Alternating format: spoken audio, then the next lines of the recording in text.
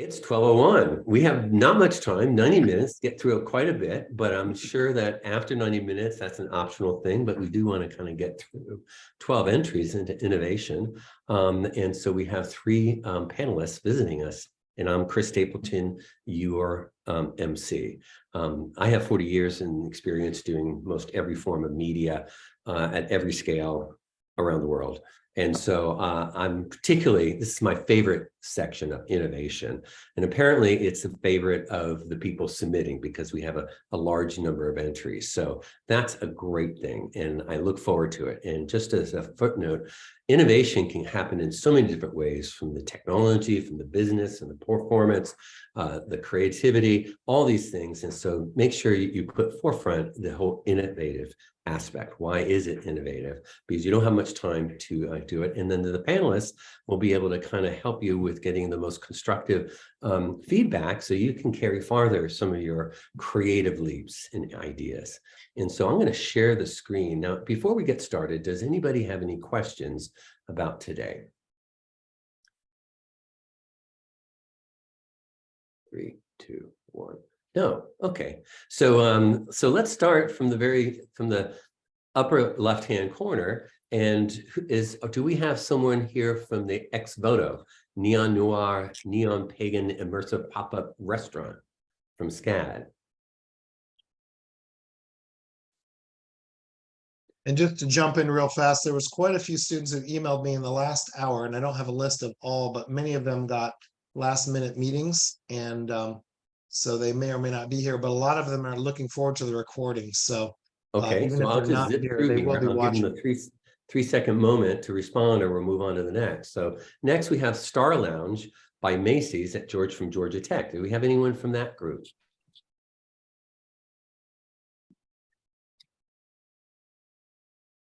All right, Crimson Carnival. Do we have anyone from Crimson Carnival here?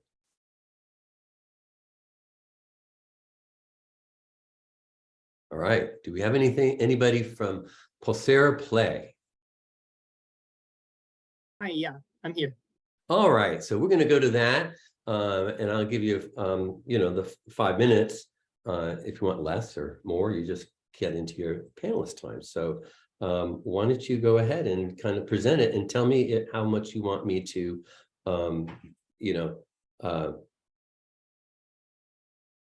flip forward to the next page, okay? Okay, well, we can start moving right now. What we have here is the Pulsera Play, as you said. The idea was to present a way to improve education in the setting of the Museo de los Niños here in Costa Rica. We wanted to make learning in this environment more engaging activity. So if you want, we can move down a bit. What we came about was the idea to create a product that was portable, that was easy to interact, that is interconnected with the environment of the museum, but that above all, it also manages to tell a story throughout the different exhibitions. It also had to look like the museum, of course. We came up with several design sketches. Here are some of them. And at the end, we came up with what is called the Pulsera Play. Well, as you can see, it's portable as it is a band that the users would use throughout the museum. And it's especially aimed at children. If you want, you can move down. It's interconnected as it uses different control points that are all around the museum. The idea is that there are two different set of control points, the ones that are just the control point itself, and then there's one that's connected to a screen. And this will let the museum to have easy ways to set interaction points. these interaction points would allow the users to connect with them, and then they would present an activity that might be a small game that is used to review what's happening in the exhibition, or maybe it's a panel of information that's instead of just the children reading, it allows them to have a more engaging activity by having a video, for example. As you can see, it tells a story, as in the fact that the idea is for the users to, around the museum, go and collect this new information and have these different games.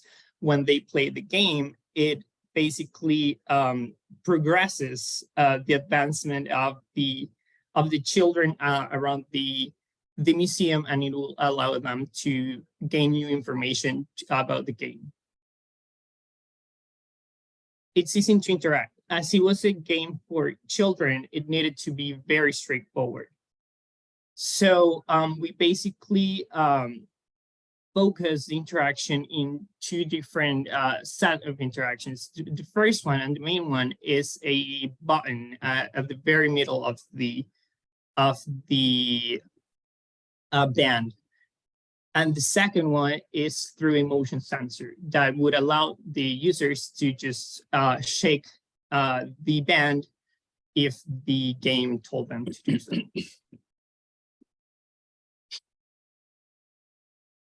It's multi-sensory. There was another focus we needed to acknowledge, that was that not all users would be able to look at the screens, and also just by looking at the screen or having speakers, it would make it hard for the experience of the museum to be complete. So we added an earbud that would help to aid that. It also follows the museum aesthetic by being colorful and using the element like the star. And as we can see here, that is an example of how the control points would look at an exhibition. This is an exhibition inside the museum. Okay. Here we can see, yeah. You want to wrap up? No, basically that's it. Yeah. Okay. Thank you very much. I've been given some instructions that what we want to do after this one is give a 1-minute student presentation of the project. Okay, got it. To refresh everyone's idea, the panelists, and let the panelists do most of the talking. So we're going to readjust that, but you got the lucky first slot, so you got the extra time. So good for you. So how about if we reverse that? So we have a 1-minute presentation by the students, and then we'll give 5 minutes, up to 4 or 5 minutes for the panelists to talk. So panelists, would you like to share with him your comments and tell me if you want to switch slides? I'll go first if you don't mind. Go. You know, I first off, your presentation was very well put together because you clearly communicated your ideas. I think for me, the most innovative part was that you took things individually that weren't incredibly innovative. Many of the things, the earpiece, the wristband, been done before, but you thought about how to combine them in a way that created something that was new. But even more innovative for me was how you thought about how you could connect it to an existing experience. And that's great. So as a piece of business, you know, and as an operator, it'd be easy to look at your system and go, oh yeah, I can take that and I can apply it to my existing museum. And I think beyond museums, I could see this in a national park in so many ways. I mean, it has broad applications. So for me, that was the real innovative part, that you took something that was kind of already out there by combining it together and then thinking about how it could be applied in a new way. So very good job. Thank you. Anybody else? How many of us panelists are here? Is it just me and Joe, or? John? I'm Not- here. Joe? Did you want to go, John, or you want me to go? Yeah, go And ahead. Lewis, is Okay. Lewis giving comments? Yeah, Lewis. Sure, sure. You know, I think the presentation was phenomenally well done. You know, it's a beautiful work, well organized. And to Joe's point, you know, I certainly think there's a lot of business opportunity for you across a number of categories and markets, you know, which is fantastic. I think one of the notes I had included in my narrative was just be careful not to exceed the actual content that you know, the nature of your interactives and what you can do Right. could in some ways kind of possibly with young children overpower the actual content it's with. So you want to make sure you find balance between what you're providing from an interactive and making sure that it works in complement to the content and doesn't necessarily overpower it. But that's a credit to your product that it has the ability to overpower the exhibit content. Great. Noted. Thank you so much. Any other comments? Yeah, I'll just add that one of the big things that you talk about is this focus on children. But in the example you've got there, that is massive. That is a massive watch for a small child. And I experienced something similar to this recently at the Jacksonville Zoo, where they had an interactive element where they put these enormous wristbands on kids, and it's big and clunky. And again, that it's even an adult's hand on that watch. So that's just one thing to consider when you are including an image like this, or you're making you know, a minimum viable product and you're trying to sell it. Essentially, you want to make sure that it's sized for the proper age group. And then one of my additional comments in the review is just the fact that really this presentation is phenomenally done from a graphic standpoint and information. It's just, if I'm an investor, I want to know the dollars and cents. So having a little bit of information to help sell me further, how could I implement this? What's it estimated to cost? That would really help make my decision on whether or not to either invest or to purchase something like this. Got it. Yeah. Thank you. Any other comments? Do I'm you have going any questions off back range to our again. panelists? Yeah, I didn't review this one, but one really important note, Joe Lansizero knows everything, right? So when he says, oh, there's a lot of really interesting pieces and parts here that existed elsewhere that you put together nicely, not all of your reviewers are going to know what exists out there. And they're going to say, how is this different than a magic band? How is this different than the medallion that the Carnival Cruise Lines puts together? So you want to be very specific about existing like technology, how yours incorporates existing technology, and then what is new. Because sometimes you pitch into creative teams, operational teams, investment teams. You want to make sure that your story is clear across all those audiences. Got it. Awesome. Yeah. Thank you. Do you have any questions for our panelists? And then we'll move on. I think that for now, I'm good with the questions. Thank you so much for all the feedback. Awesome. Have you I'm gonna play make sure tested to- with this before? Yeah, we did a Wizard of Oz sort of testing where we had different children tested, but it was not like a completely functional test. Right. So we had one of our teammates basically working from behind like the program and making sure that children thought they were interacting fully with the Excellent.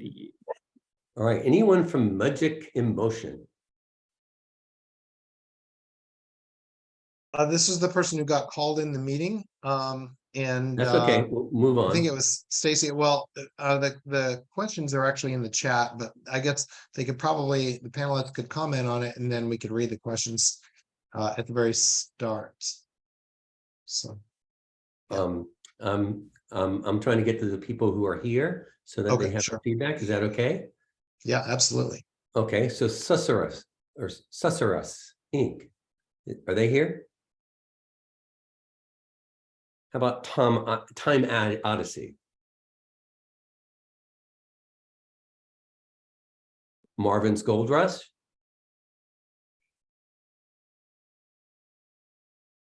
How about bacon race? There's a hands up. Who's a hands up? Hi, Where are you from? I'm from Brown University. I am Angela, and this is an individual Oh. project. Okay, great. So you're here and we can present. So give a 1-minute overview and we'll do a 5-minute panelist group. All right, perfect. Well, first of all, thank you guys so much for having me. I really appreciated all the feedback that you guys gave me. And it was super helpful because as someone who did this individually, it was really hard to, I guess, gauge where my thinking kind of, I guess, how my vision made sense to me, but not necessarily to other people. So I guess to start, is the project package, is that PDF loading for you guys? When you scroll down a little bit. This blank square right here. It's Okay. blank for us as well. Oh, interesting. Okay. So actually that might have been, oh, there we go. Okay, perfect. So the summary of my project is a themed experience at an existing theme park, inspired by a film that I was hoping to, I guess, take what is right now Test Track and revamp it, because a lot of people enjoy and love Test Track, but it does in some ways seem a little bit outdated. So by incorporating some of the IP that already exists, I was less taking from the IP, but more so being inspired by it and taking it in a different direction. I imagine this experience to start out in the queue where guests get to decorate their own cart by playing different mini games. And through this experience, I outlined everything from concept art to signage design and graphic design to 3D modeling and engineering to actually make sure that the cart operates as intended. By scrolling It's just a 1-minute overview so that the panelists can talk, and then if we have some time left over, Of course. we can go more in detail. So thank you very much. Thank you. Panelists.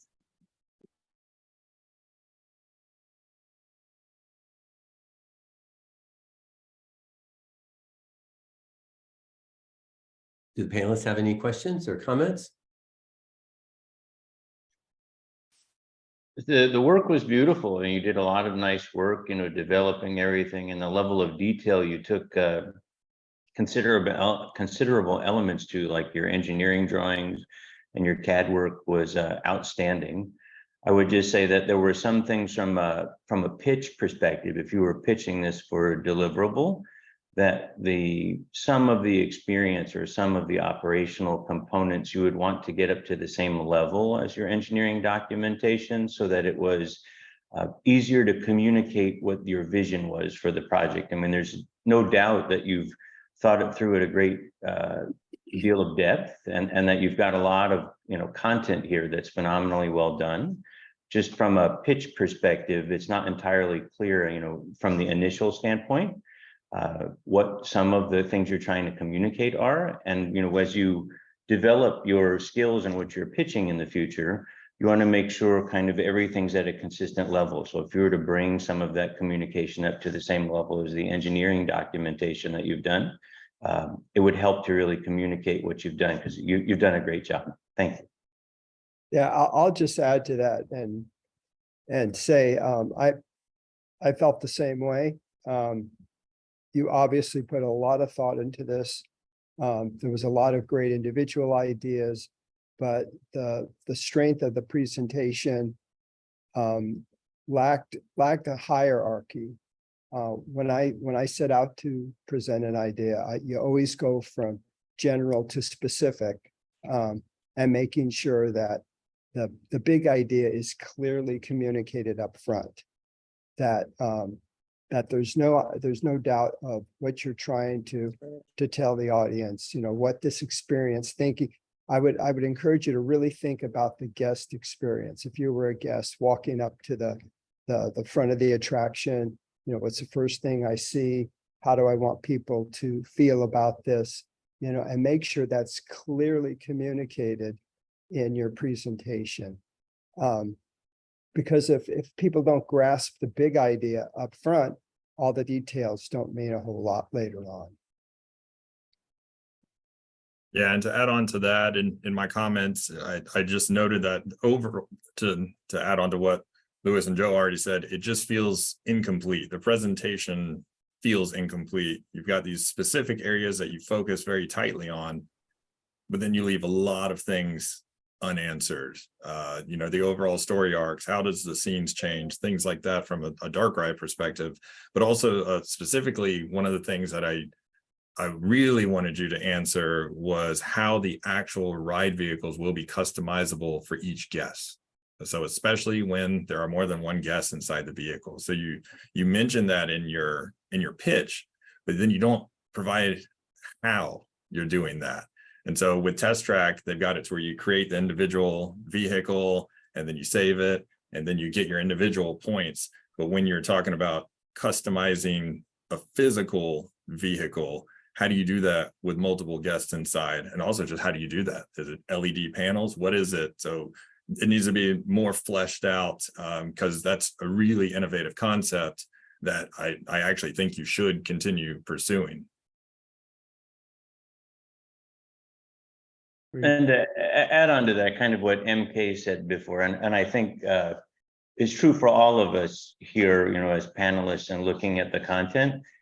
This category innovation, you're pitching to kind of articulate what it is that you're doing that's new and inventive. And to MK's point earlier, kind of identifying in your pitch deck what technology existed and what are the key elements are that you're promoting as an innovation are helpful to communicating to others, what the category is and your functioning. And to Joe's point, I think some people that are in the competition are more engineering or detail oriented and aren't as necessarily focused on creative or story. So it's as you put your pitch together, some of it is trying to balance where your strengths are and what those components are. If you're trying to sell the idea, understanding the audience that's seeing and how you're communicating that.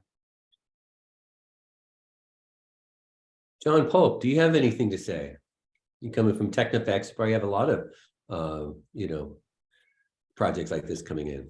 Well, I had some of the same comments that Logan had.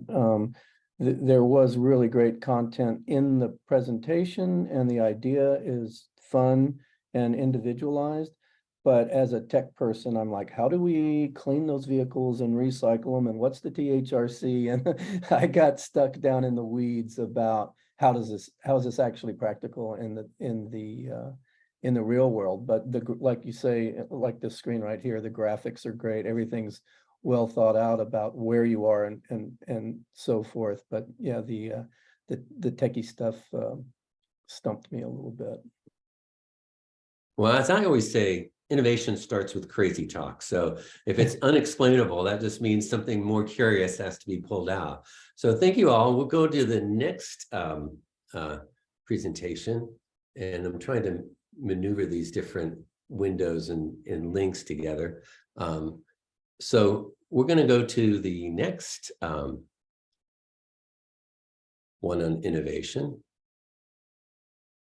which is anyone from the James and the Giant Peach adventure? Yeah, I'm here. This is an individual project that I created. Excellent.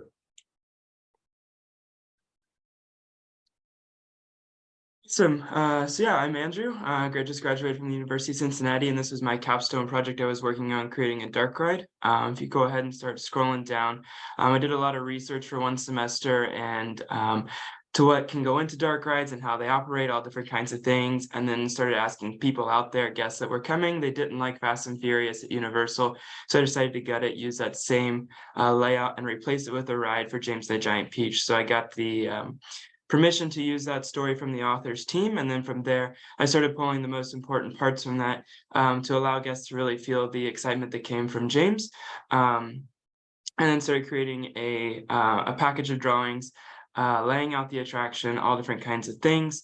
Worked a little bit on the storyboarding and the scene layouts and how all of that would work, and then got into the ride vehicle itself, using a base for the ride vehicle from Oceaneering, and then building the vehicle itself up from there. To allow people to get into their own giant peach and twist and turn throughout the attraction. And then worked on some facade work to kind of branch it in with the park. All different kinds of things like that. I have a degree in product design, so when it came to the vehicle, I did a lot more in-depth things, such as ergonomics, CMF, that kind of stuff. And then also got into the operational side of this, of how well the attraction would work, and if it would fulfill that capacity that Fast and Furious has now. So yeah, this is kind of the Excellent. marquee entrance to that, and kind of sets the story for how it goes. Excellent. Panelists?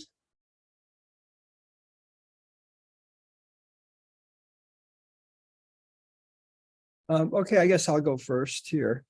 I think this one, again, fantastic presentation. And it was obvious that, you know, your strengths are in industrial engineering and industrial design. As you said, you put a lot of emphasis on the ride system. And that was very impressive. But the overall presentation suffered a little bit from the same thing as the previous presenter, and that is I wanted to know more at the highest level about the guest experience, you know. And because this is in the innovation category, I wanted to know, you know, why you felt this was different, or what was the innovative element about it that would set it apart. But again, more importantly, about the guest experience. And, you know, this book has a lot of great characters, a lot of interesting set pieces in it, but even with these ride vehicles, and I've designed rides like this, you really can't tell a linear story. So being able to have kind of mood pieces that are very different from each other and take people to really interesting places, if they don't get the story overall, they'll still be entertained because you will have taken them to magical places. So if you were to go back and kind of rethink how you presented the big story idea with that in mind, I think it would have been a little more successful for me. Sure. Yeah, that's definitely understandable. Thank you. Yeah, I had the same thought. It seems like you did storyboard the scenes in one panel, but it was hard to dig out the guest experience. It was very technically well done. Yeah, right. The story's there, but it wasn't. The presentation didn't take us on that journey. You know, it documented it, but didn't emphasize Well, the story. These storyboards, I went through and did, you know, each beat of the story and kind of pull that stuff out. I guess for the sake of this presentation, I didn't really include much of that information, but I'm glad you guys brought that up. Definitely something that should be brought up in the project. But technically, it was really well put together. Thank you.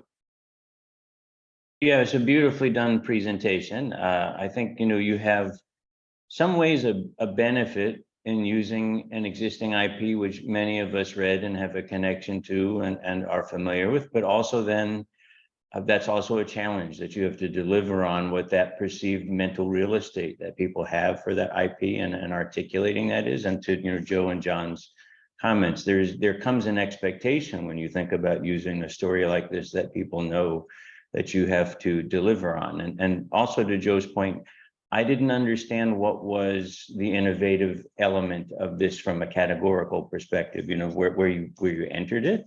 I mean, it's a beautifully, you know, articulated dark ride, and I think all of us would love to see it, you know, get manifested at some point into a dark ride.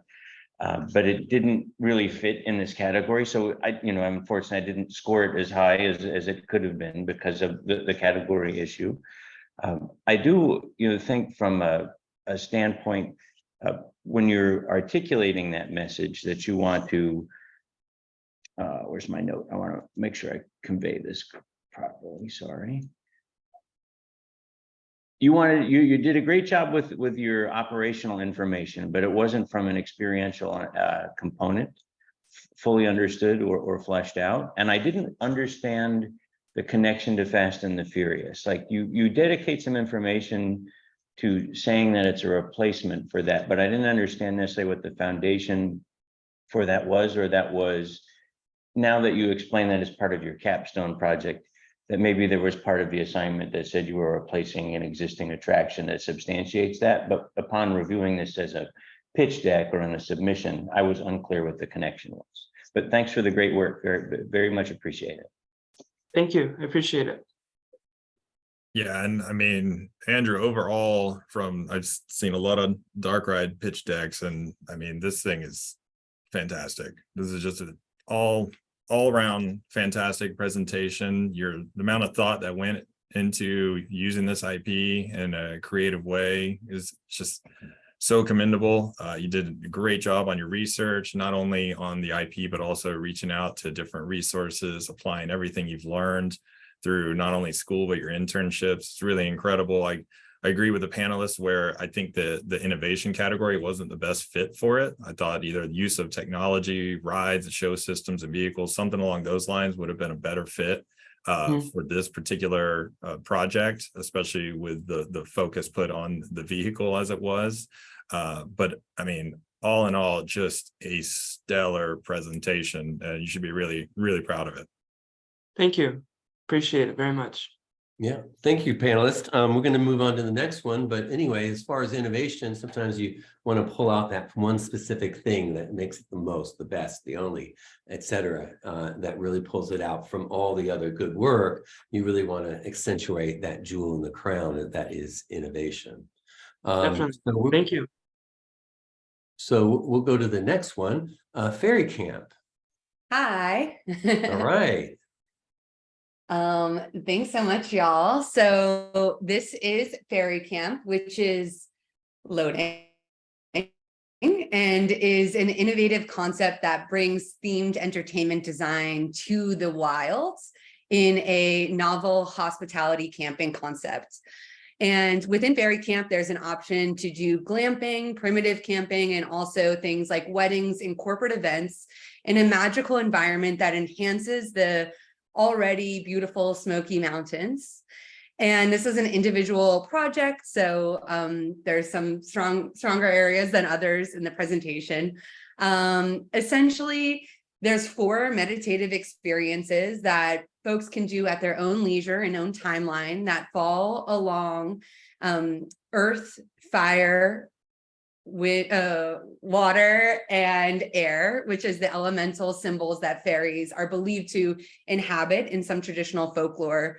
We get inspiration from other nature-focused attractions, experiential camping-based gatherings, and architectural wonders. And I love that sort of community gathering in intentional places. I wanted to make this as realistic as possible. So in addition to picking a real campsite that had these beautiful attributes like waterfalls and lakes and opportunities for tree houses, I also wanted to make sure that the programs would call for a variety of different audiences. I incorporate different components of wand magic to illuminate aspects in the nature trails, and also create a really attractive hospitality offering as we see a rise of destination Airbnbs as one of the fastest growing built environment attributes in the leisure economy today. I come from a background of startups, and so I wanted to make sure that this was financially as feasible as possible. So in addition to offering premium programming such as ferry transformations in our retail center and water sport rentals and zip lining, as well as, you know, your local ferry attributes and elements here. We have food and beverage, and I also created an operating plan for 1 year, 3 year, and beyond. So if you want to at your own time, you can take more of a look at a master plan. And then there's also sample target marketing here. And finally, some of the revenue streams and land expenses, things like that, all outlined in this as well. All right, so let's get the panelists in here to respond. They've taken a look at this before, so open the floor.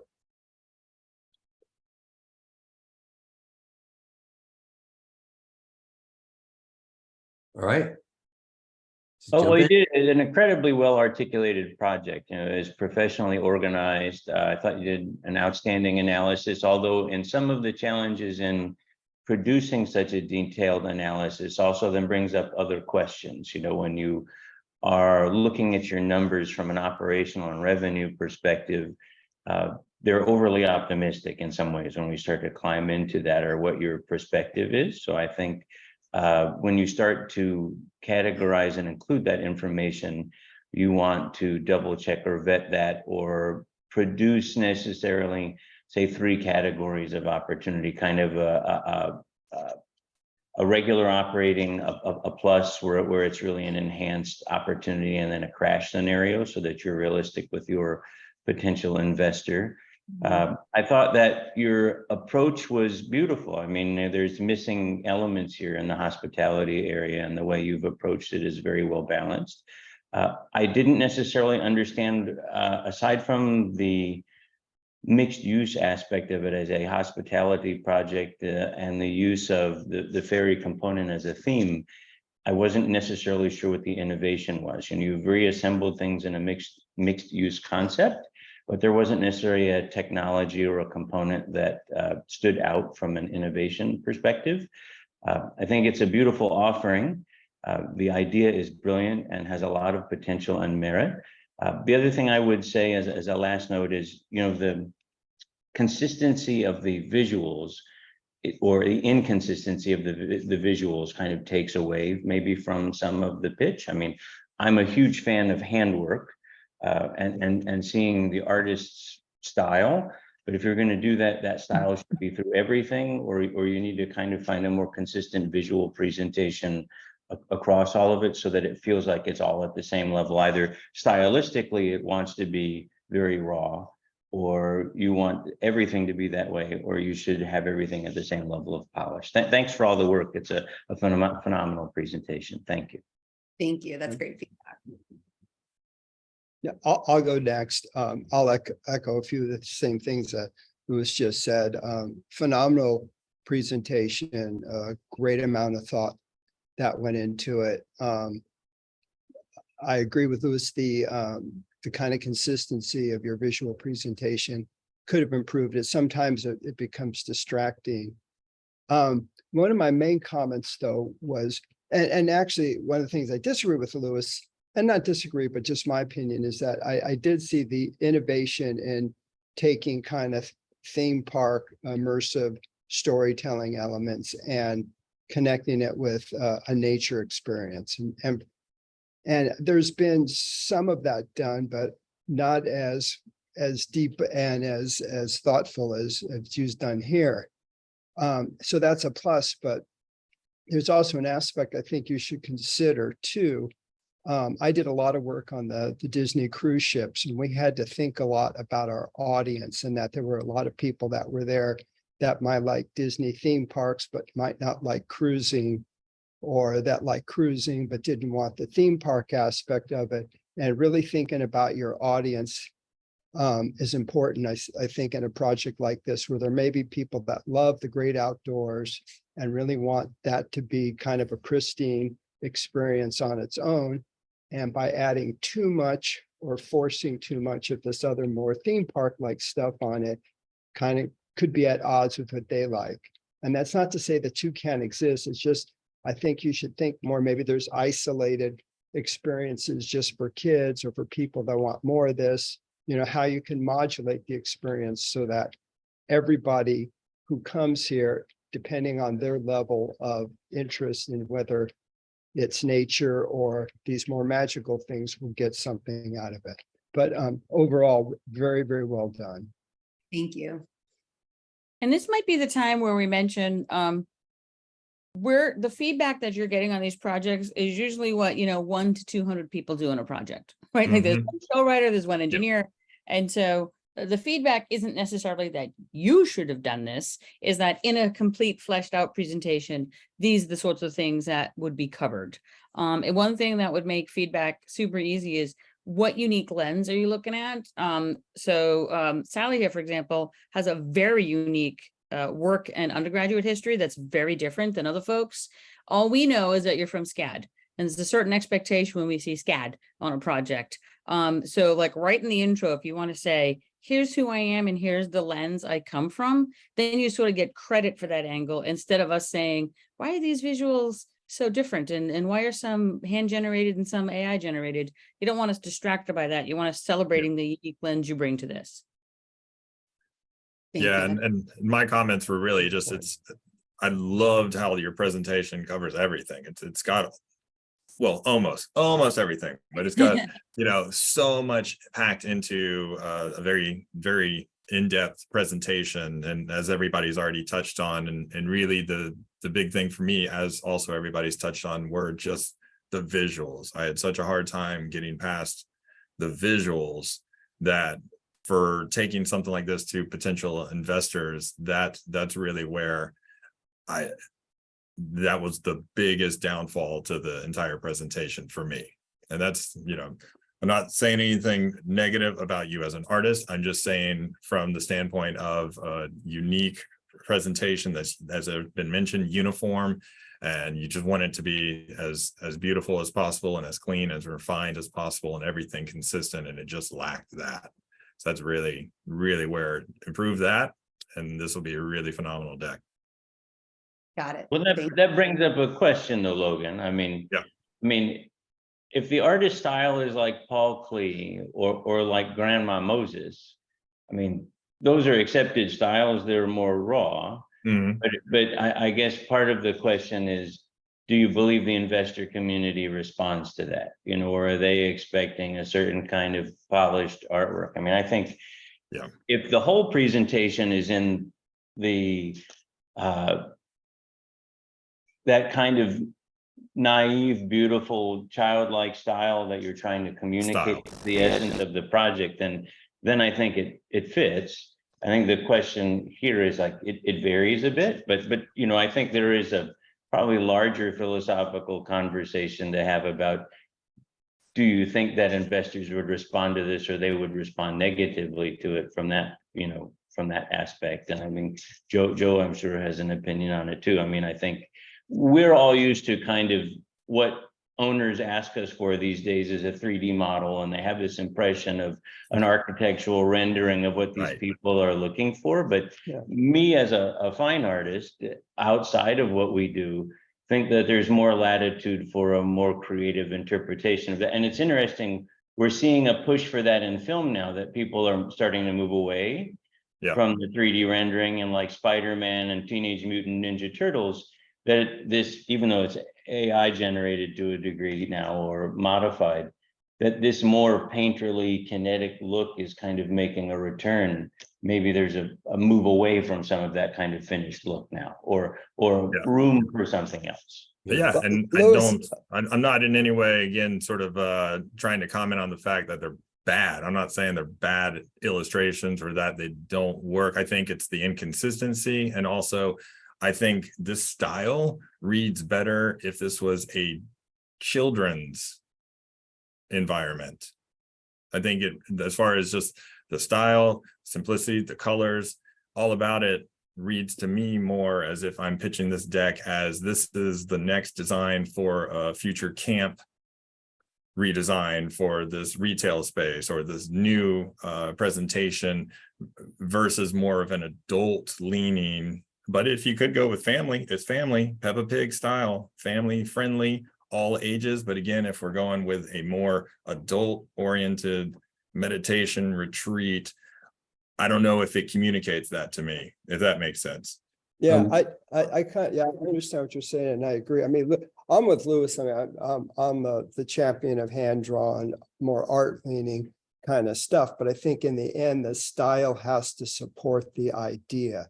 If it's more of a kid-centric thing, maybe you can get away with, you know, something that's more cartoony and hand-drawn.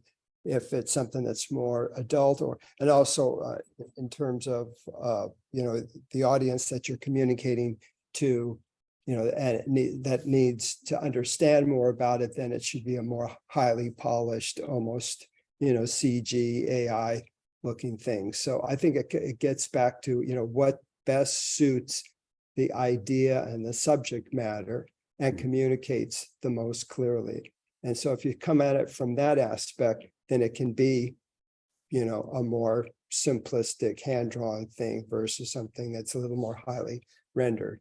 Now, having said that, unfortunately, the world we live in right now, everybody expects something that looks like a finished product, which I think there's a danger in that too, because often when you're presenting something, if it looks completely finished, the client thinks that it's already done and that you've done all your work and you know exactly how much it costs, et cetera, et cetera. Better often to present something that's still a little loose and is more impressionistic, saying this is about an idea and not about a finished, you know, completed project. Yeah, I think that with the aspect of theme parks, while they're good at mixed reality, one has to be able to understand the continuum. You're in a realistic forest. You have this wildly stylistic virtual world. How do you melt the boundaries between that? How do they interact with each other? And that transition and melting those boundaries is what really would bring this presentation together to kind of answer some of those questions of how do you get there.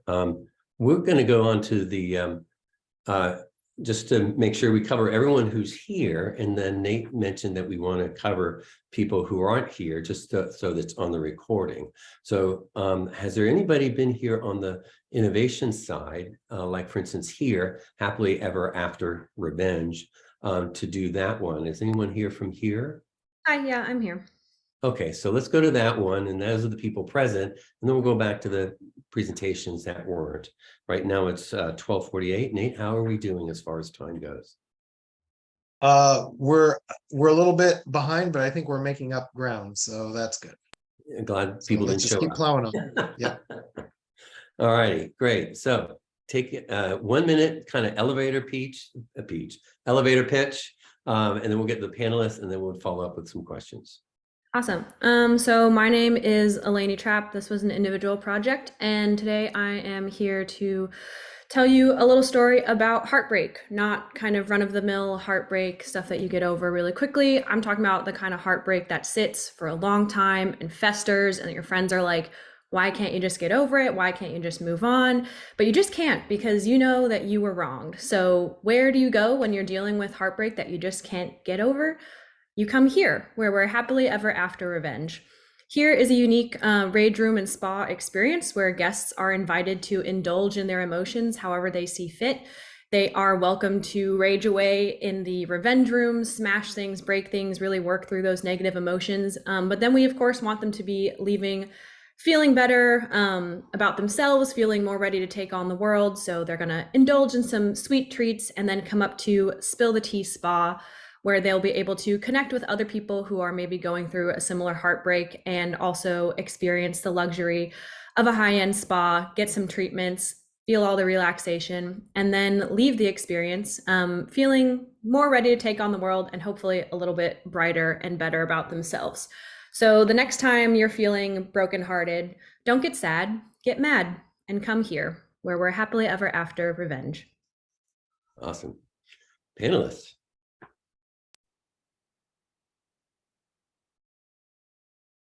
Oh, I love the innovative twist on, a traditional spa treatment. Where I noted where I think it can improve is I want more information about the financial and operational needs. I want to know, like, how is this possible? How's all this going to happen? How does this work from a guest perspective? Am I coming in and I pay one fee and I've got all day that I can spend in all these rooms? Or is it more of a controlled experience where I have 20 minutes here, an hour here, and, how does it flow? Those kinds of questions I really had as I was looking into it more. But the concept is really fun and unique and innovative in that regard, where I've never heard of a spa treatment that combines these elements. So, kudos for that. Thank you. Yeah, super innovative. Very well thought through. The presentation itself, I think, is a model for how you clearly present an idea. You had a really unique idea and vision, and the presentation worked so well in communicating it. And I love that you went, I'm just a big proponent of, walking in the guest shoes. What's the guest experience?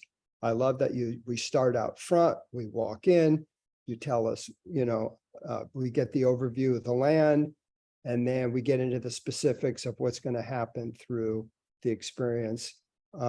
You thought about the design aesthetics, which I really liked as well. Just again, like I said, a model for how you communicate an idea clearly. Very, very well done.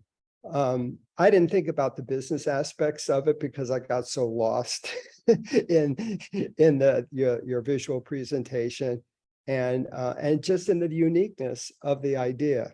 Overall, just very, very well done. Thank you.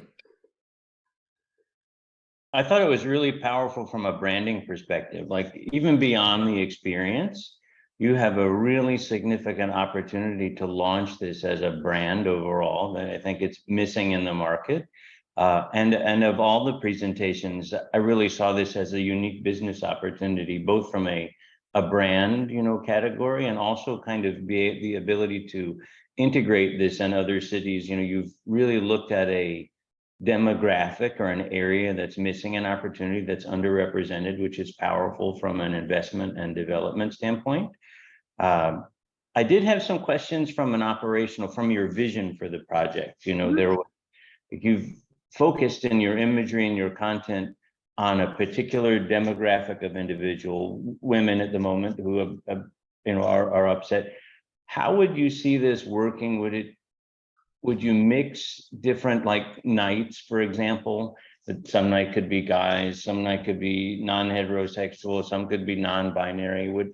I was wondering, as I thought about looking at it, how would it feel if you had a bunch of people who were emotionally upset with an opposite sex that they were angry at? I mean, it would be kind of interesting, the dynamic of those people in the same space, or how would you segregate them, or how would you think about that?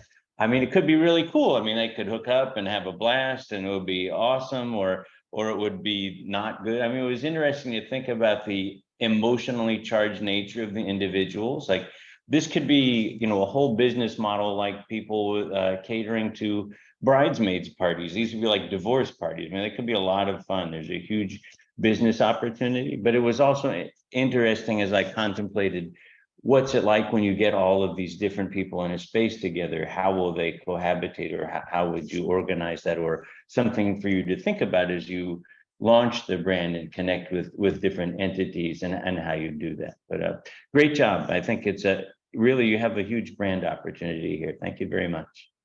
Awesome. Thank you. All right, any other panelists? I put a link in the chat on, there is minimal, but some research on the mental health benefits of rage rooms, and most research indicates that it is healthy. So you want to put that right up front so that anyone who's like, whoa, is this healthy? Do I get goggles? Yes, both. But then also not knowing what you're stepping into, providing further resources. I mean, you're not a medical clinic, right? But if it turns out that some of your guests need further resources, just some pre-vetted expertise that you could push somebody to would be a nice full circle event. Totally. Mm-hmm. Any questions back to our panelists? No specific questions. I think if there's anything, I think one thing I kind of struggled with in getting this project ready to publish on the showcase was usually I'm presenting it myself, so I'm speaking, and I had to kind of go in and add a lot of words in. Would you say that typically in industry, it's good to have a sort of pitch deck that has all those details kind of written out with it, in addition to one? I usually like to have no words on screen when I'm presenting, so it's focused on the visuals. But for a format like this, like I said, that's why I kind of had to go back in and add in some of the things that I'm normally there saying in person. Do you have any recommendations for improving that translation of an in-person pitch to something that you're just having to send to somebody? I think the deck always has to stand on its own. So if you're not there, or somebody from your team is pitching it in your place, that there's enough information in the deck that your vision will always be clearly communicated. You might, in that regard, then you could do 2 decks, one with more words, one with less words. So if you're pitching it yourself, of course, you use the one with the less words, but I would always start from a place where there's more information than less. So it can stand on its own. Okay, awesome. Yeah, and Thank to you. that regard too, you can always create a deck that it's not bogged down with words in the presentation section of it, but it can have asterisks or references to a later back section of the deck that doesn't deter from the initial presentation, but has all the additional information that they can reference as they want. Cool. Okay, yeah, I like that also. Great. And then this is just a second question.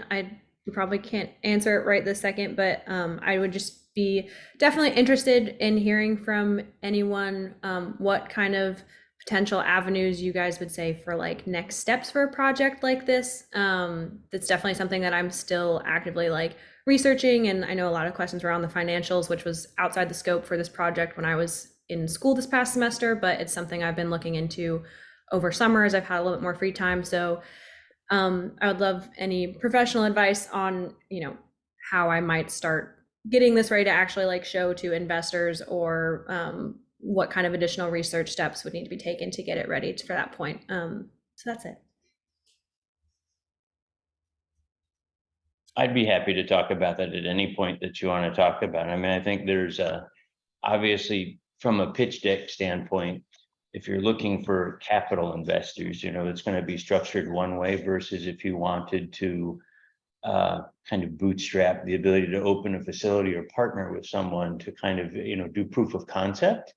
I think it's a question of kind of exploring what the opportunity is and which one you'd want to pursue. I think from a local proof of concept opportunity, I think it would be pretty easy to get off the ground, to kind of integrate that. From a looking at capital resources would be a different kind of structure, and I can help you with a business model on that too, or give you some advice on that. Awesome. Okay, thanks.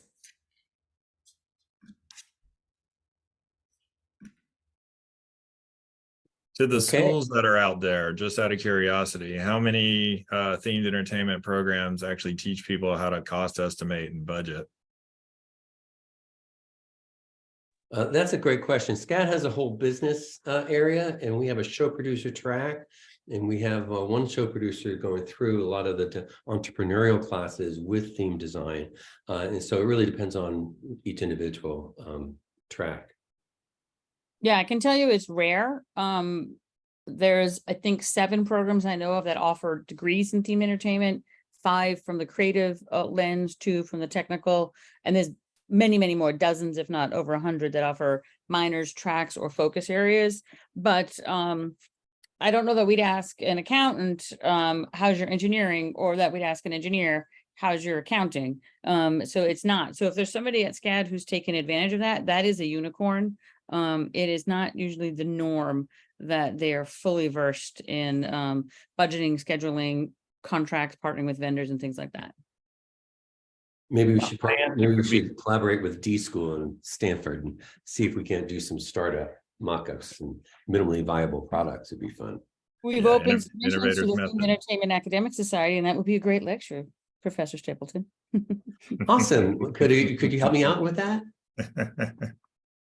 There's not enough doing it. I certainly, from the students who come through the door that have interned with us or come in, there's just not, I think it's missing from most of the programs. There really should be, it's kind of like when I went to art school. I mean, I went to Ringling, and there was really no preparation for becoming a career professional. I mean, I was a great illustrator and I was a sculptor and I could cast bronze, but didn't know shit about how to operate, a business or what to do upon leaving or how to function as a career person. And I think the institutions that balance the creative aspect with understanding the business aspect actually produce a better career person overall. The ability to enter the workforce and be placed would be really beneficial for each of the programs that are participating to think about that component. And also it's great for your institution, because obviously the more people that get placed, the more students you can attract and more you can charge fees for your program. But from what we see coming in the door, it's missing a lot right now. I think the innovation is defined by the next generation technology, next generation technique is what we teach, and the next generation talent. And when those three come together, we really have a fast moving innovation. And I want to suggest maybe we talk to the people who do the attractions technology lab at IAPA. They have this huge oceaneering loft that have all the products from Christie to everyone else. Why don't we have a little section for some students to prototype some of these innovations and model? What do you say about that? Be great. Something to think about. Nate, do you want to take over the sharing the screen so we don't lose out? Do you want to go over the projects for the people who aren't here? Yeah, let's see. So we want to start with the ex voto neo noir. Sure. Unless there's somebody here that we haven't covered their project. Nope. All right, yeah. If you can share that, Nate, that'd be great. And then we Okay. can, I'll Here start it my timer comes. again. Can everyone see this? It's loading currently. There we go. All right, the neo-noir, neo-pagan immersive pop-up restaurant. So panelists, we'll just open it up right now of those who have taken a look at that and have some comments to start with. And then Nate can scroll through that possibly.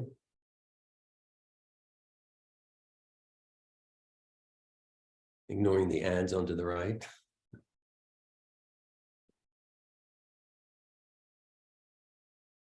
Well, I thought that the mobile app was very well, integrated and thought out overall. I thought that some of the other content in the presentation should be brought up to the same level as what they thought through on the app. And it was interesting. There's a lot of content. There was a lot written here.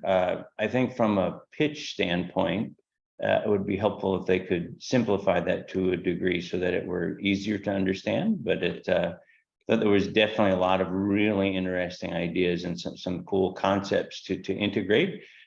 Challenging audience maybe to kind of integrate or collect, but I think it could make a very fun niche experience and an interesting way for the app to be integrated with other components or other technologies and other applications. Yeah, I think this one would have benefited from a little more. Let me just back up for a second and say, again, a lot of great ideas. I thought they thought through a lot of the details, and great thought. But if again, I always like to zoom up at the highest level. What is this experience? This experience is about dining and food, with all these other cool components that add to the dining experience. So this is one where I think it would have benefited more from a little more technical understanding of food service and being able to marry all these great ideas with a food service experience, and maybe even getting a little more into the weeds about how you do that.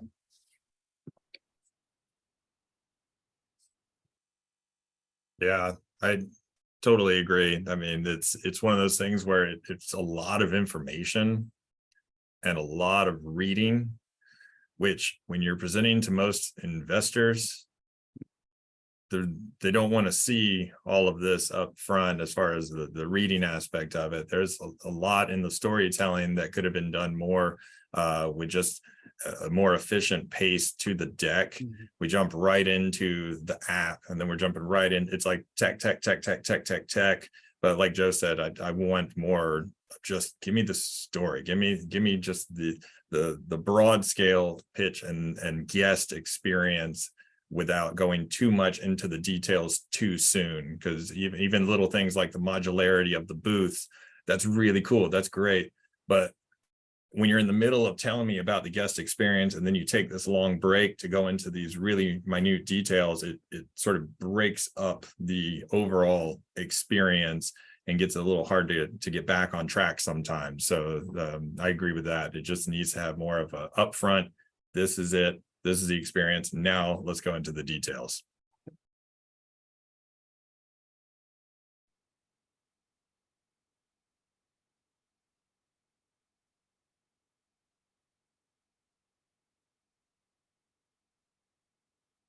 Overall, really great idea. It's fun.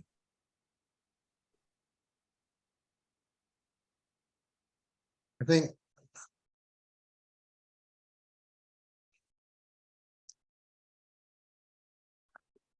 think you are Chris Stapleton, Professor. You are on mute or something. We can't hear you. My mic's probably not working. There we go. All right. Yeah, sometimes we forget we're telling many stories of the content, the story of the experience, but also the document itself is telling a story, working on focus and transition. And those are some of the interesting things to teach in class in those skills to the students.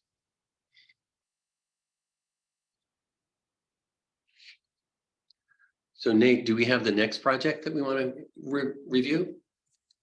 Just a quick comment on that, Chris. I think you're so right on. And I think overall, looking at all of the presentations, if they were all told that up front, I think the overall quality would have been better. That the deck itself has to tell a story and know the story that you're trying to tell.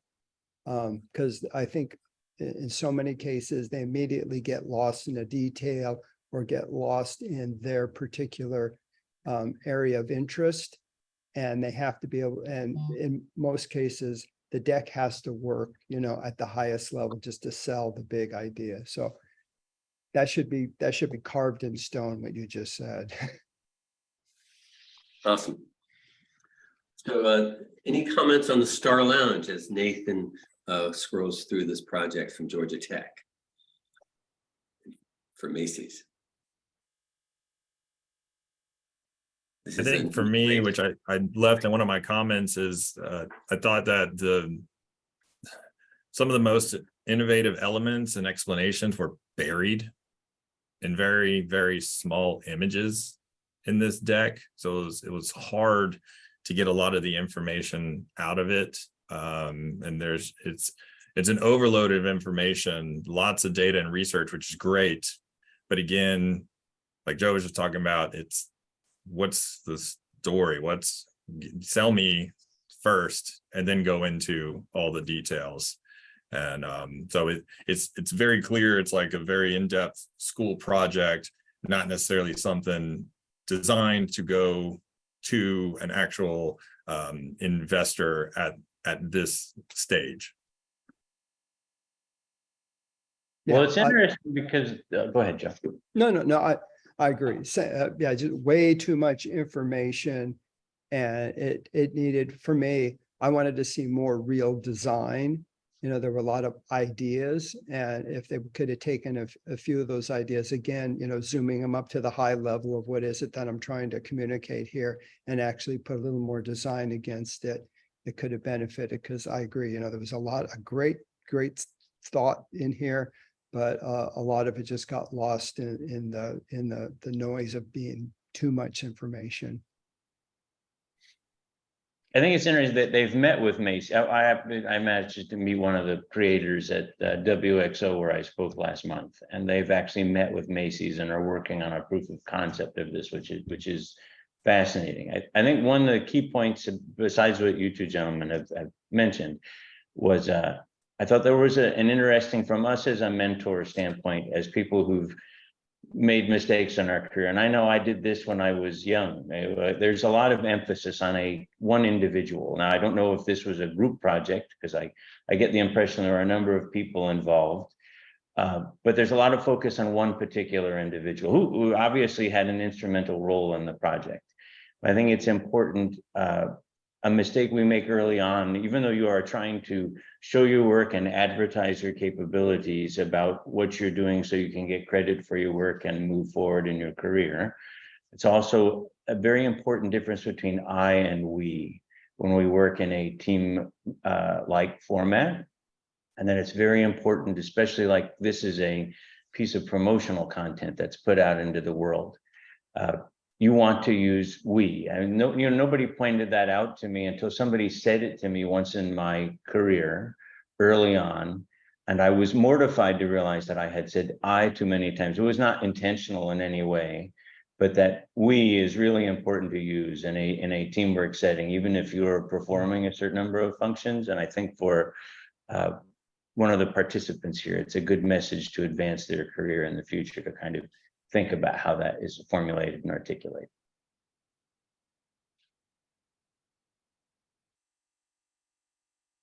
I think one of the interesting things here is that we have a lot of students and projects, both in SCAD and in this showcase, that they're coming from different disciplines with different rigors and different design process and different emphasis.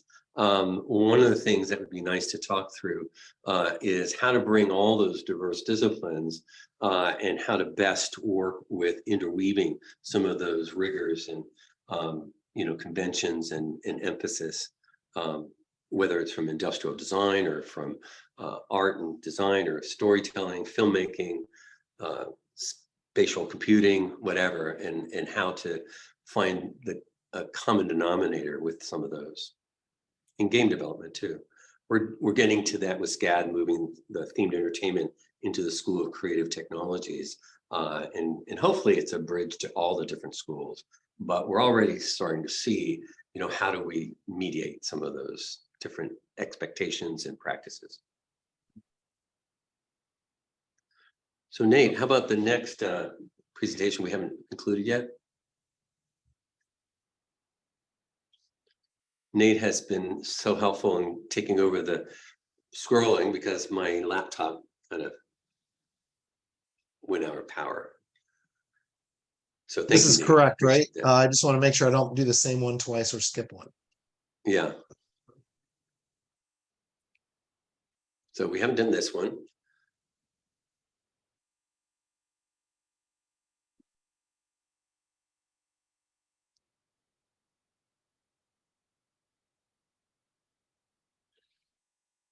I guess I'll just kick off the comments where from personally, what I was most impressed with is just the fact that they actually did it.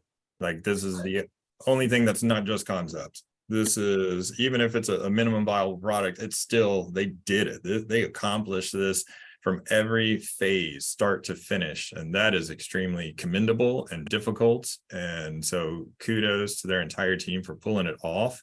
From a presentation standpoint, I thought it just sort of lacks a beautiful presentation of the final vision and story.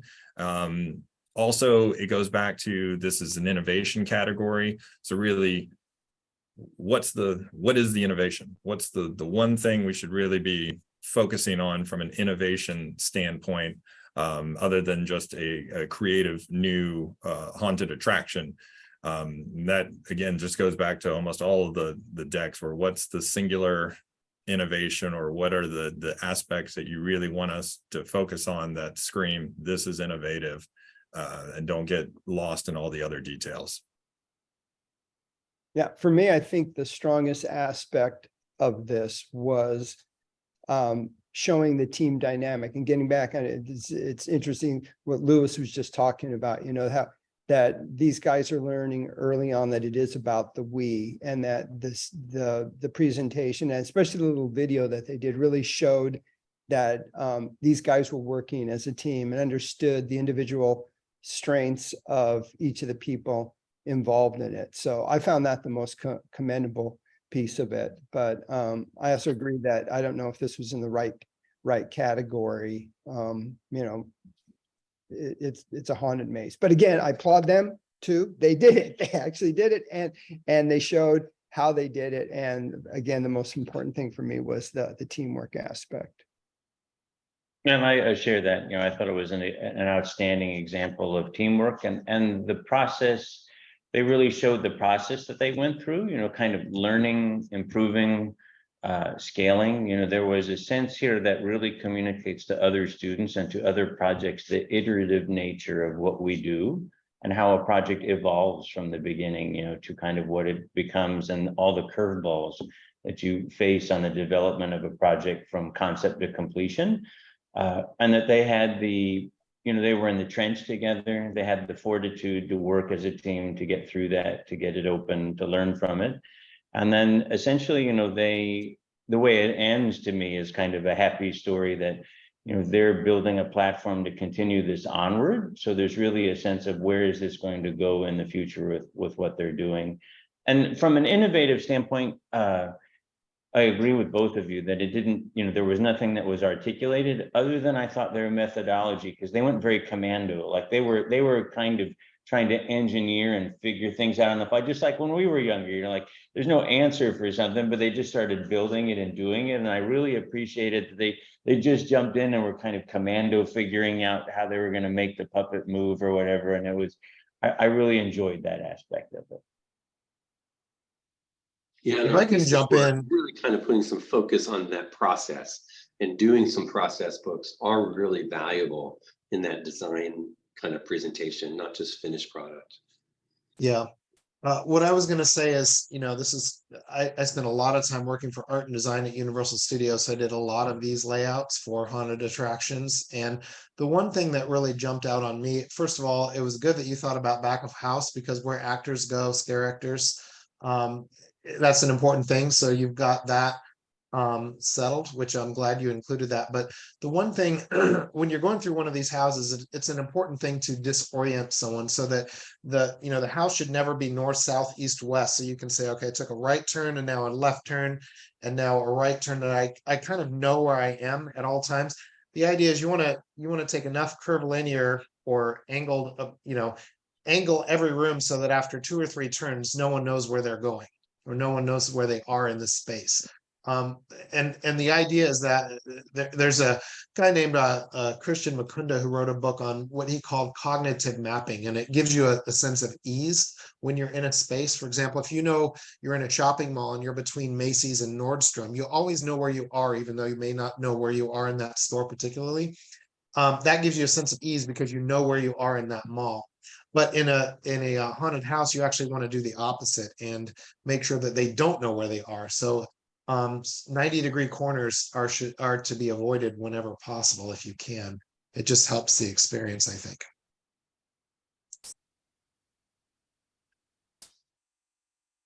All right. There's no other panelist comments. Do we have the next project, Nate? Sure. Let's see. Pulsera play. Oh, we did this one. Yes. Did we do music? Okay.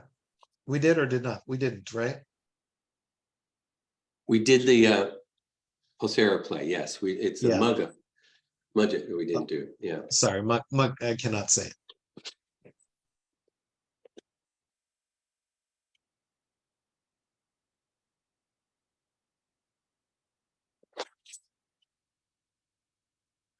That's a useful piece of feedback. I don't know how to say the name of your thing.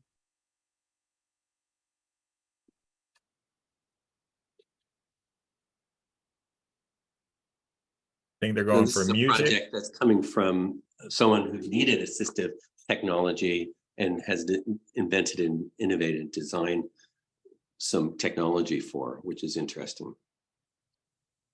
Yeah, I noted that, best innovations are creative solutions to problems experienced firsthand, and that's certainly where this goes. And I definitely appreciated that. And then the 2 things I thought it fell short were more visuals to showcase the product itself, and again, financial information. Any kind of financial information would be helpful from a project management standpoint.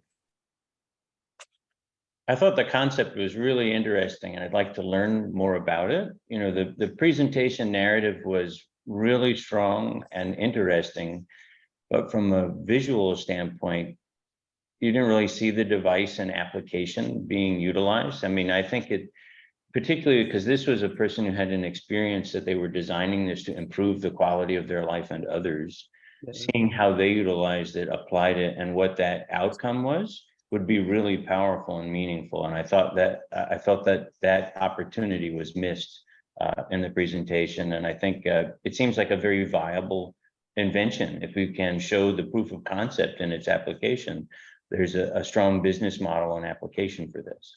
Yeah, that was my primary comment as well. Just it needed more visuals to really solidify in my mind, you know, what it was all about. You know, the words, there's you know, words can be, they can create you know, the communication, but they also sometimes leave, there's some interpretation there. I think, and maybe it's just me coming at things always from a visual standpoint.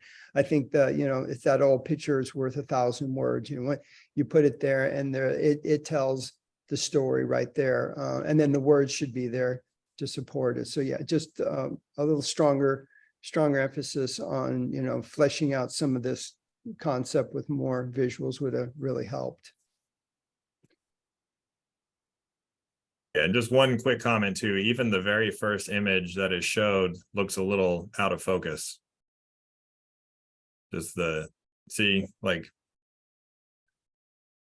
again, first impressions, I would take the time to at least have a really nice, sharp image, really highlighting the product. So this isn't the first thing I see right off the bat. And I would say, you know, just all of us having this experience, you know, what we do communicating with owners and guests is maybe show them somebody with it on, having a good, you know, a positive experience, what their interaction with is. I mean, when I first looked at it, I didn't understand what I was looking at, you know, so there's this sense of, I understand after reading it that she crochets and that's her, I'm making an assumption that she crocheted the bracelet, you know, et cetera. But that I think that sense of kind of selling what the experience someone is having as a result of your invention or what your innovation is, communicates that emotion to guests, kind of, you know, the journey of the hero, seeing them have the experience, what the outcome of the participation with your innovation is. All right, how many more do we have, Nate? We're coming towards 1:30, and I didn't know whether we want to have a hard 90-minute completion or keep on going. We can talk to the panelists. How pressed for time are you all? I have a hard out at 10:30 here in California. Okay. Yeah, I gotta do a hard stop in 7 minutes. So yeah. All right. What we'll do is we'll finish up as many as we can, and then maybe we'll revisit the last few. Let's see. We did Crimson Carnival. Let's see. I think we're up to this one here. Services.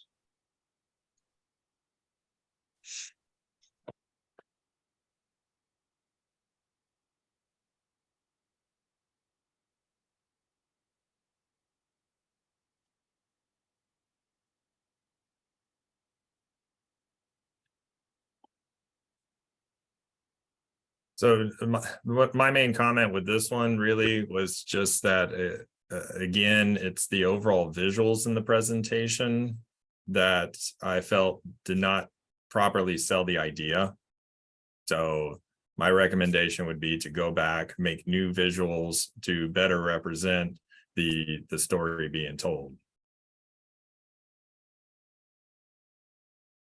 Yeah, I'd say the exact same thing, and make sure the visuals are again, as we've been talking throughout this whole session, you know, a consistency to things. You know, here they have some CG stuff, and then they got some hand-drawn stuff, and then a cutout model piece, and you know, and I love seeing process, but to me those are more almost just process pieces rather than presentation pieces.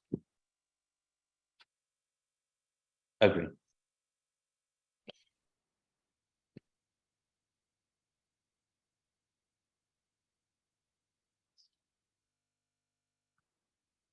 Well, since the genre is so popular, but being able to look at things beyond the pop out scare and looking at other nuances in this genre is admirable. And I think that looking at more subtle, you know, types of experience with this would be good, particularly with a variety of audiences that don't go for the extreme gore or psychological scare. And one more thing I will add to the student is just to try to think about the operational demands when you are presenting something like this, because here you've got all these segmented rooms. How operationally are you going to manage this? Are you having it to where you now have an employee who has to walk with every single group to make sure that they're essentially being chaperoned and that they safely go from space to space and our doors automatically closing behind them? Like, what operationally is happening in these spaces to really make it functional, not just strictly concept, but functional? How is it going to work? That would be just a little thing to add to that would really help with the overall narrative. Yeah, that's one presentation I want to get more into for some of these students is back of house. It's like, they have to come and go, 5-minute breaks. They have to get some water. They have to, what if the emergency, what happens when there's a fire? When looking at all those cases beyond the actual experience takes up as much space and as much consideration, which is, these haunted houses tend to be a little bit of a trap as designed in the floor plan operationally.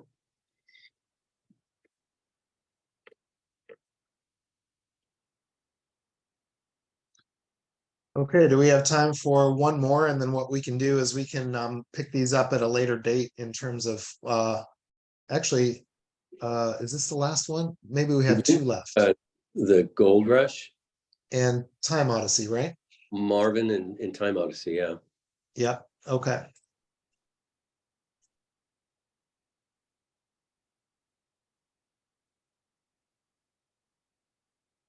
Since I got to leave soon, I just wanted to note that my biggest comment with this is just kind of the presentation lacks information. A lot of focus is on the story and how the story is told. I felt it was a better submission for storytelling, show writing, and guest experience than necessarily the innovation category. It is very innovative in a sense of storytelling, but when he talks about the vehicles and I want more of the details. If you're pitching this as an innovative ride, then I need more information about the ride itself, not just all the different story arcs and branches for the particular attraction. So, and how can you present it in a way that can be fleshed out as a simple pitch deck that, again, start to finish cleanly, without constantly going back and forth and back and forth and back and forth. Yeah, I would say, this idea lives and dies on its ability to be operated, on the operational aspects of it. And almost having that again up front, this is the big idea and it's going to have this branching and these different experiences. And this is how I am going, and this is how it should be done, or ideas on how it should be done operationally, because without that, then all the rest of the stuff doesn't matter. Yeah, and to piggyback what I talked about earlier with Bacon Race, this is one of the same situations. You've got multiple people in a vehicle, yet you're giving them options. What story do you go with? How do you customize it? If it's a VR thing, then you might be able to do that where every single person can choose theirs and then their VR headset only shows it. But if we're talking projection screens and practical scenes and all these different branches, that becomes very complicated, and it becomes harder to make the custom, singular, personalized experience. It becomes more of a group vote if you have to then choose what's the majority. And then if it's a 4-seater and you split votes, or a 6-seater, they're usually even numbers. So how do you then decide that? So there were just lots of things unanswered from an operational standpoint. And like Joe said, I just needed more. I wanted more than just story. This is all focused on story. Therefore, I felt it was better in the storytelling category versus the innovation. But great job, everyone. Sorry, I got to run. Yeah, me too. Thanks. But thanks to everyone. Yeah. On that point, though, the aspects that aren't said, that's where a lot of the innovation lies. Is, the story is a unique story, but what problems do that cause and are able to solve in an innovative way? And so that's where a lot of innovation wasn't presented in that presentation of what could have been solved? Well, I mean, I think the question was, we were making some guesses on this end about what was the innovation focus. Was it using a game engine? Was it about using a multi-branching narrative? Was it about a linear narrative with multiple opportunities for engagement? I mean, the body of work was phenomenal. There's a whole lot of work that they put into producing all those videos and trying to articulate that content, which I thought was outstanding.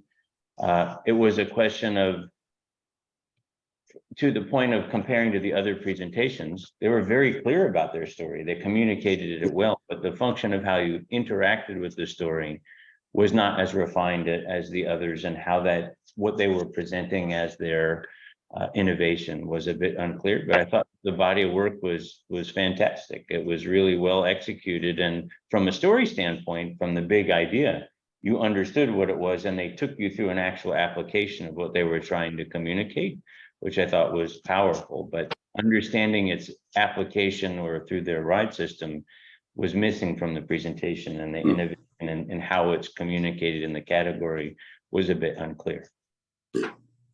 Definitely. That's the interesting things about innovation, is that it is touching upon all those different facets at once. And so if you are innovative in one area, that is really showing some innovation on the other side. And so you really, for innovation to really pay off, you have to kind of find those opportunities to innovate once you change one part of the model. We always try to communicate it when we talk to clients or in our presentations as kind of three circles, like Ikigai, but where it's three circles that overlap, where you have, you have story, technical, and operational, and where those three intersect is the sweet spot where it really kind of comes together in developing a well-balanced, executable concept and Right. experience. And because they're interlinked, once you add or subtract from one, it affects the other. So Correct. yeah. Do we want to go to the next one on Marvin's? Are we in Marvin now, or are we still on time? We need to wait to get everybody back, right?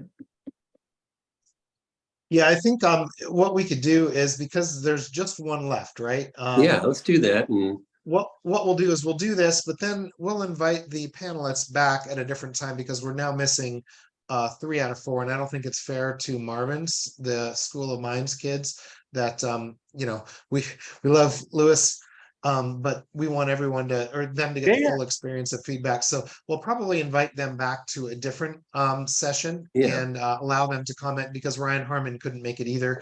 So Lewis, if you want to take this one and then put your part in, and then we'll get the other guys for a later date as well. Okay. I mean, I thought this was an excellent example of kind of the team's expression and power of working within a very, tight set of constraints. They had a very limited budget and resources. And I really loved the behind the scenes component of showing how the team was kind of working through their iterative process of developing that. It was an excellent example of their teamwork, what they were doing, how they were designing, building, working through the steps of realizing the project. And I thought it was very powerful to communicate to them, both themselves and the wider audience, the resourcefulness that's necessary in developing a project. You don't necessarily, there's always this impression of all this money and all these capabilities, but in truth, you often have to kind of figure things out or pitch ideas or find solutions when you don't have those available assets, to execute an idea. So I thought that was really powerful. I also thought was an interesting take on innovation.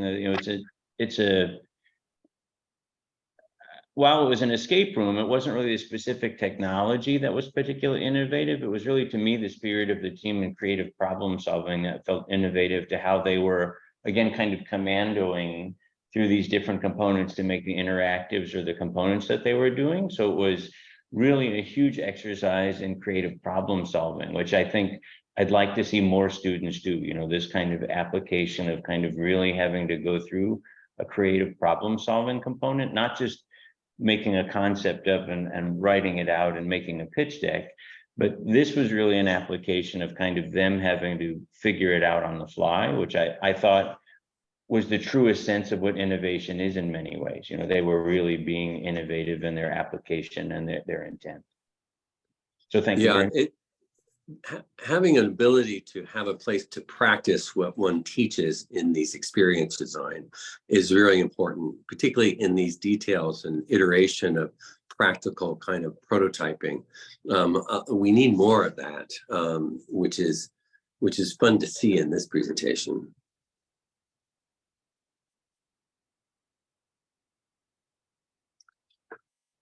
When I had my lab at UCF, we were able to prototype so much, which was so wonderful, and getting all sorts of, anything could be an interface and build on an experience, and so much creativity, teamwork, creative problem solving was able to be explored. And that's really the only way you can learn the creative problem solving is experientially.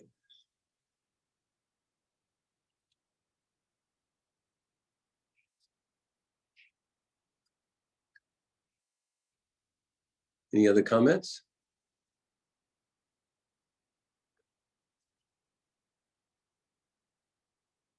Thank you, everybody. It's been a pleasure to participate this year. I've been really some great presentations. It's been a privilege to be a part of it and to see what the students are doing. You know, it's really exciting, you know, the capabilities that you see everybody evolving and expressing. You know, it's really fantastic. Yeah, I think the contributions have been great, and it should be inspiring all the other students in future years, which is good. So we build upon that.